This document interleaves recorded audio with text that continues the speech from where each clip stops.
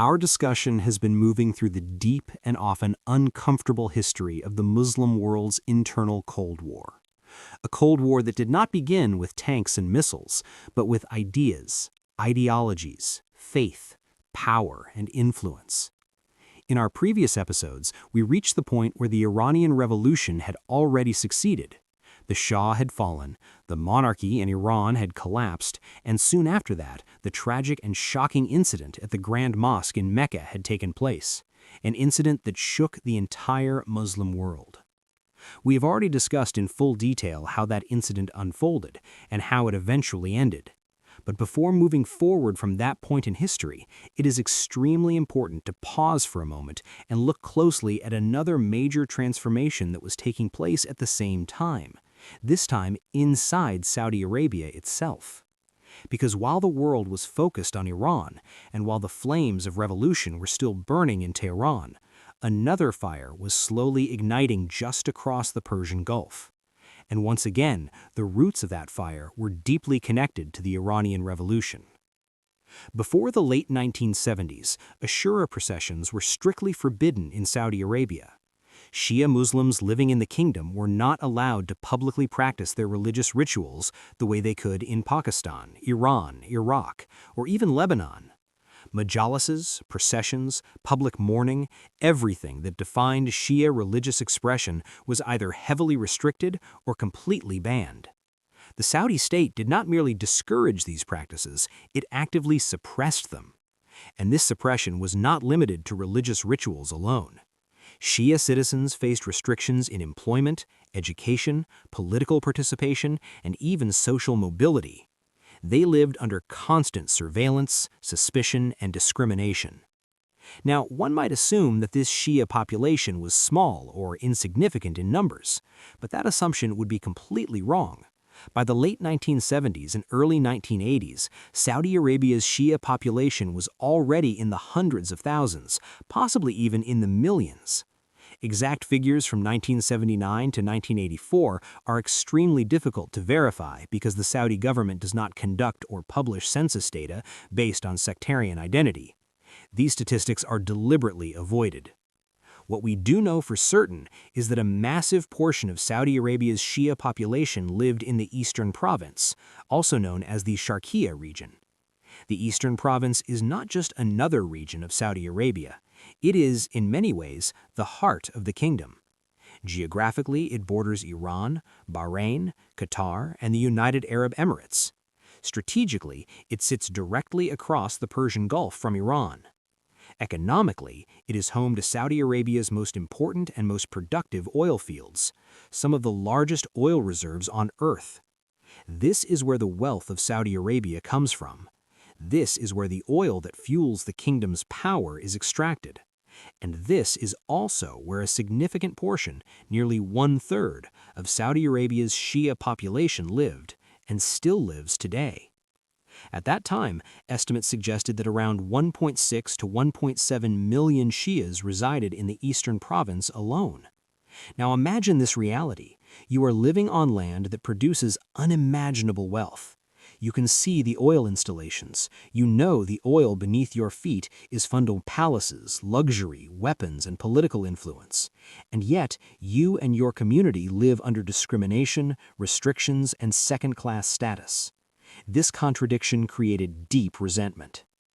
Among the Shia population, especially the youth, there was a growing belief that the oil extracted from their lands was being used to finance the lavish lifestyle of the Al Saud family, while they themselves were denied basic rights. They asked a simple question: if this oil belongs to our land, then why does its wealth not belong to us? Why are we treated as outsiders in our own country? Why are our religious practices banned? Why are our voices silenced? These questions became even louder after 1979. The Iranian Revolution changed everything. For the first time in modern Middle Eastern history, a powerful monarchy, backed by the West, armed to the teeth, and seemingly unshakable, was overthrown by popular uprising. A revolution led not by generals or politicians, but by religious leadership. For Shia communities across the region, this was more than just a political event. It was proof that resistance was possible. Then came the incident at the Grand Mosque in Mecca, when armed attackers seized Islam's holiest site and openly declared the Saudi monarchy un-Islamic. It shattered the aura of invincibility surrounding the Al Saud family. Even though that uprising failed, its psychological impact was enormous. And when Shia youth in eastern Saudi Arabia looked across the Gulf and saw Iran celebrating a successful revolution, they found hope, courage, and ideological support.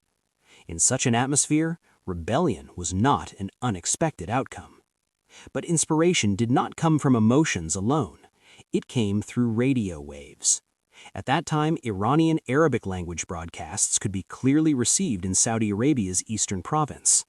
These broadcasts were revolutionary. Almost daily, programs were aired criticizing monarchy, condemning Western-backed rulers, and promoting the idea that Islamic governance must replace kingship. Many of these speeches were from Ayatollah Ruhollah Khomeini himself. From exile in France and later from Tehran, Khomeini recorded messages that were broadcast not just to Iran, but to the wider Muslim world. He openly called monarchy un-Islamic and urged Muslims to rise against oppression. These messages reached dissatisfied Shia youth in eastern Saudi Arabia, and they listened carefully. Inspired by these ideas and frustrated by decades of repression, Shia youth in eastern Saudi Arabia formed a revolutionary organization. Because political activism of this kind was strictly illegal in the kingdom, the movement had to operate underground. They named it the Organization of Islamic Revolution in the Arabian Peninsula. The very name was bold, dangerous, and revolutionary. This organization adopted a Quranic verse as its ideological slogan, emphasizing resistance against oppression and injustice.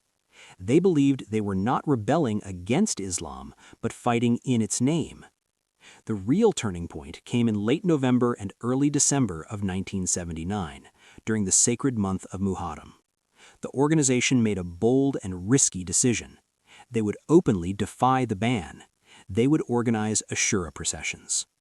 On the day of Ashura, thousands of people gathered in Qatif, one of the most important Shia cities in the eastern province. This was not a small gathering, it was massive.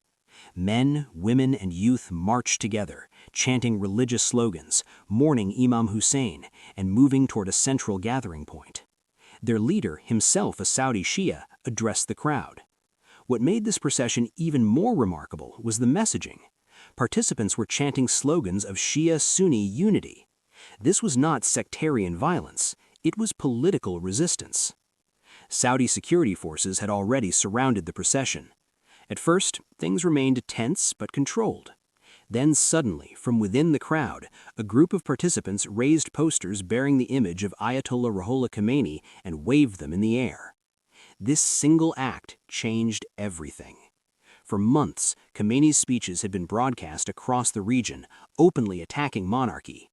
The Saudis viewed him as a direct threat. The moment his image appeared in a public procession, Saudi guards reacted violently. Security forces charged the procession. Batons were used, rifles were used, people were beaten, shot, and dragged away. Hundreds were killed. Thousands were injured. Protesters tried to resist using stones and whatever they could find, but they were ordinary civilians facing a heavily armed state. It was never an equal fight. As blood spilled, the slogans changed. The chants of unity turned to cries of rage. Down with Al Saud. For 3 consecutive days, unrest engulfed the eastern province. This was the second major shock to Saudi Arabia in a single year, after the Iranian Revolution and the Grand Mosque seizure. News of these events spread rapidly to Iran. Iranian media turned the unrest into headlines. Iranian Arabic language broadcasts intensified their broadcasts, and the tone became harsher. The Saudi monarchy was not just labeled un-Islamic, it was accused of betraying the Muslim world. The United States was described as the Great Satan, Israel as the Lesser Satan, and Saudi Arabia, according to Iranian propaganda, was portrayed as serving these forces rather than its own people. Another powerful argument was pushed relentlessly. Arab monarchies lacked legitimacy because they did not represent the will of their people. No democracy, no consultation, no public participation in decision-making. These messages resonated far beyond Shia communities. For the Saudi leadership, the message was clear. This was no longer just an Iranian problem. This was a Saudi problem. To maintain power, they needed to act decisively. They needed to satisfy their religious establishment, control their population, and preserve legitimacy in the broader Muslim world. In 1980, 63 individuals involved in the Grand Mosque seizure were executed. These executions were carried out in multiple cities so that the message would spread nationwide. The message was simple: the state was fully in control. After that, Saudi society underwent a dramatic transformation. Women disappeared from television screens. Their images were banned from newspapers. Female employment was declared un-Islamic in many sectors. Even foreign companies operating in Saudi Arabia were pressured to dismiss female staff. Education curricula were rewritten. Books were revised to align with the teachings of Muhammad ibn Abd el-Wahhab. Religious police were given unprecedented power. They enforced prayer attendance, shut down shops, monitored clothing and behavior, and punished perceived moral violations.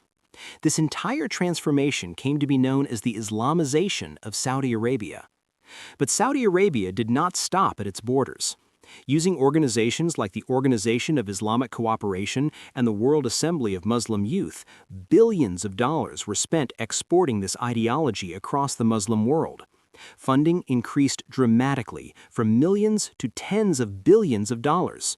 Mosques were built, madrasas were funded, scholarships were offered, and literature was distributed. Pakistan, among many other countries, witnessed this transformation firsthand. Many people alive today have seen these changes with their own eyes. At the same time, Iran was doing something very similar. An unspoken ideological rivalry emerged between Iran and Saudi Arabia, a silent competition over who represented true Islam and who would lead the Muslim world. This rivalry would not remain ideological for long. It would soon turn into open conflict. What kind of Islam Iran was promoting under Ayatollah Khomeini, how this rivalry escalated, how Saddam Hussein calculated his move, and why the Iran-Iraq War began, these are questions we will explore in the next episode.